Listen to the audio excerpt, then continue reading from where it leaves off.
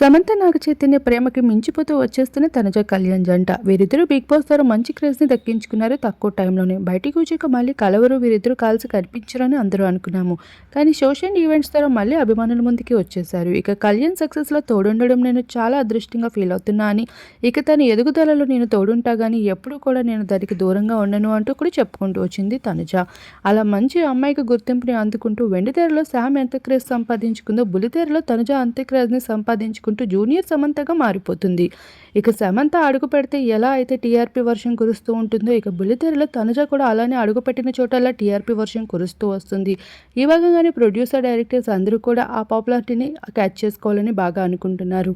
ఈ భాగంగానే సమంత నాగ చైతన్యాలు ఎలా అయితే ఒక సాంగ్తో సూపర్ డూపర్ హిట్ని అందుకున్నారో ఎంఐ చేసే మూవీలో, ఇప్పుడు అదే రీక్రియేట్ చేస్తూ బుల్లితెరలో అయితే కళ్యాణ్ తనుజాలకు సంబంధించిన క్రిస్టియన్ పద్ధతిలో సాంగ్ని కూడా డెడికేట్ చేయబోతున్నారు.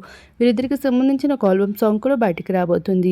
ఇక ఎంఐ చేసే మూవీ నుండి రీక్రియేషన్తో వచ్చేస్తున్న ఆల్బమ్ సాంగ్కి సంబంధించిన కొన్ని ఫొటోస్ బయటికి వచ్చేసాయి.